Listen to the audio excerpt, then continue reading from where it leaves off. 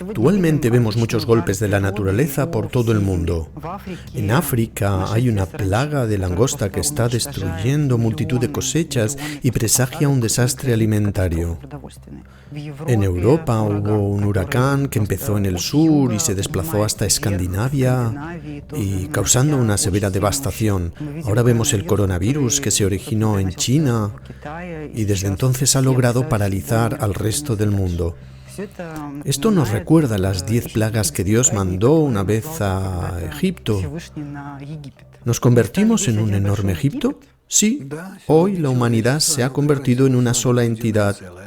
Podemos ver lo que pasa con cada desgracia, incluso la más pequeña afecta a todos los países. Las comunicaciones se paralizan, la cadena de producción se interrumpe. Ya no podemos vivir el uno sin el otro. Es por esto que todas las cosas suceden de esta forma. La naturaleza nos enseña con perfección que estamos conectados mutuamente. No podemos romper esa relación ni manejarla correctamente.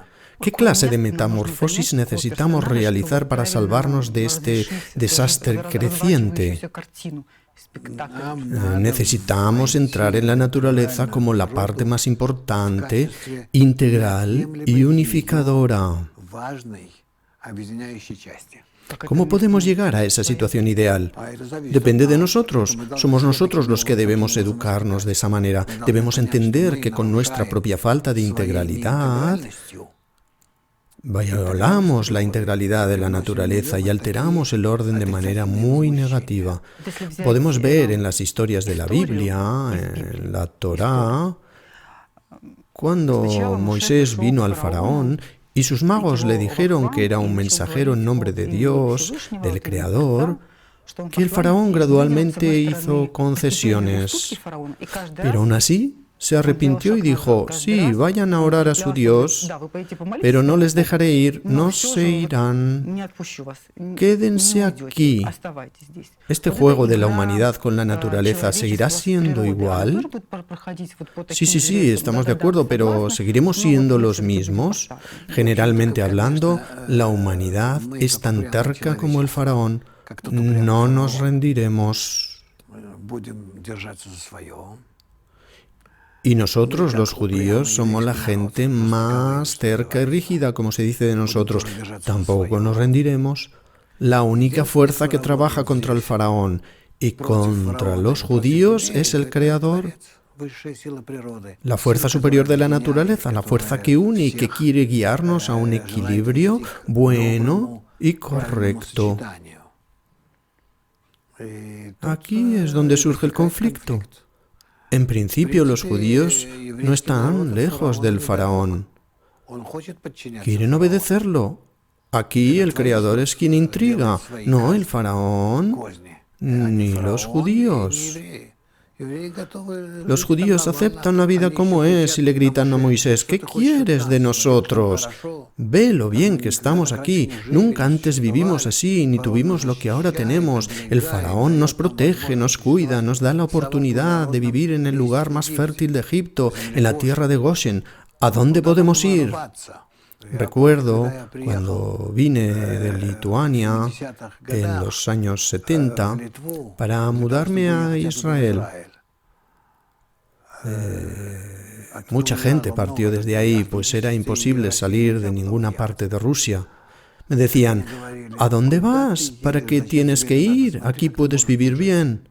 ¿Qué puede hacer alguien que tiene este anhelo, que quiere seguir las leyes de la naturaleza, buscar al Creador? ¿Quién hace estos milagros o intrigas?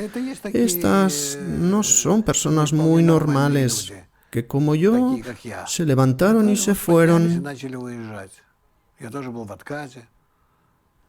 A mí me denegaron el permiso para emigrar.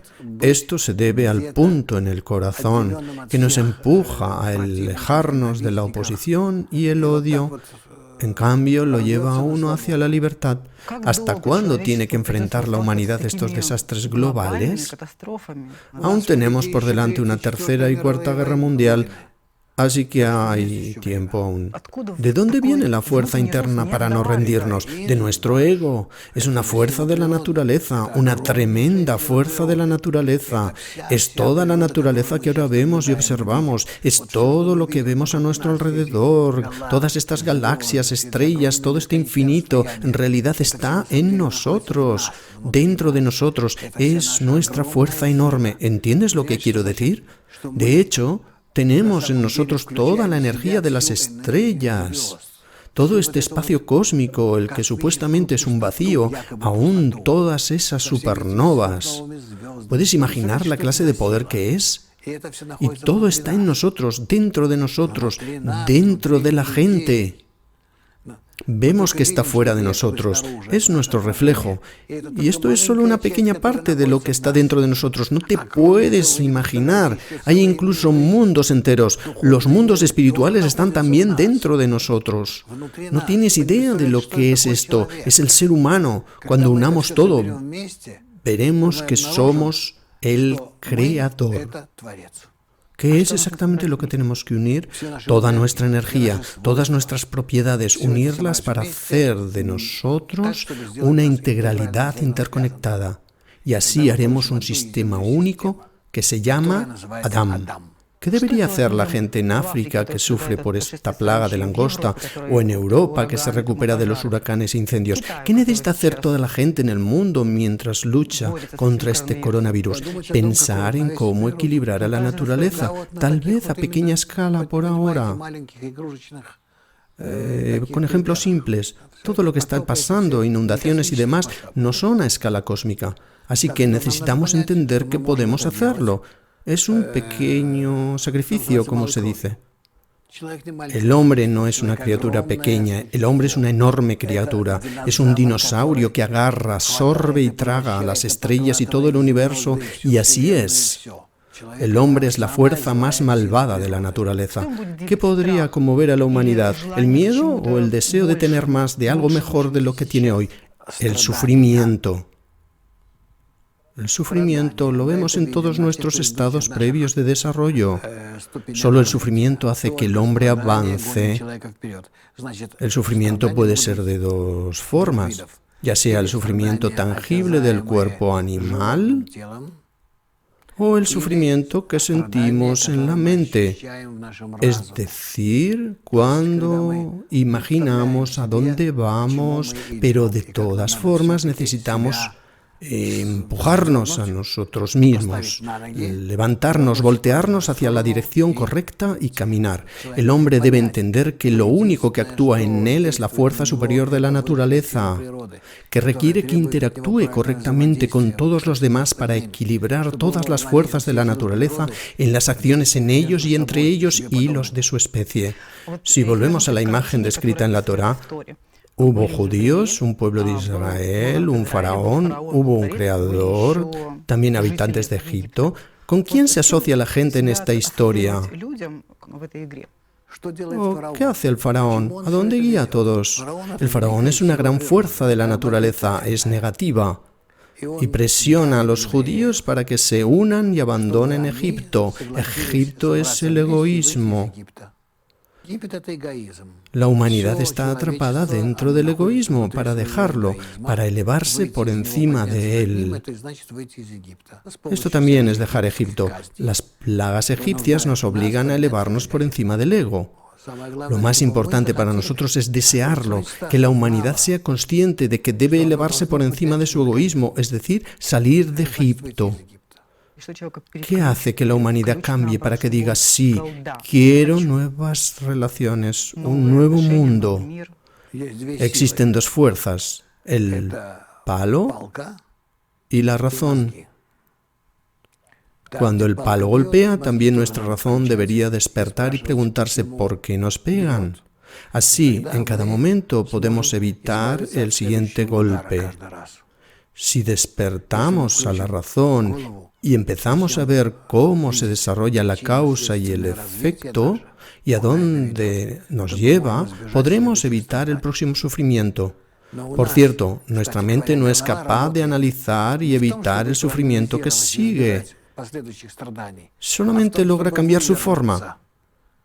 para escabullirse del palo que le azota y seguir existiendo, aunque sea un poco más. Así lo queremos. Así es como los judíos se cuidan. La exclusividad y singularidad que les dio la naturaleza para dejar su egoísmo y sacarlo de sí mismos es utilizada por ellos para seguir en el egoísmo. Lo prolongan porque consideran que no es tan malo vivir en Egipto. La fuerza de la naturaleza específicamente crea su egoísmo y luego hay una segunda fuerza que de hecho une a todos, lo hace todo. ¿Qué se requiere hacer? Escoger el camino correcto y pedirle a la naturaleza, al Creador, que nos ayude en este camino. Y así Israel y la humanidad se unirán y crearán un sistema unificado de relaciones mutuas donde el Creador se revelará.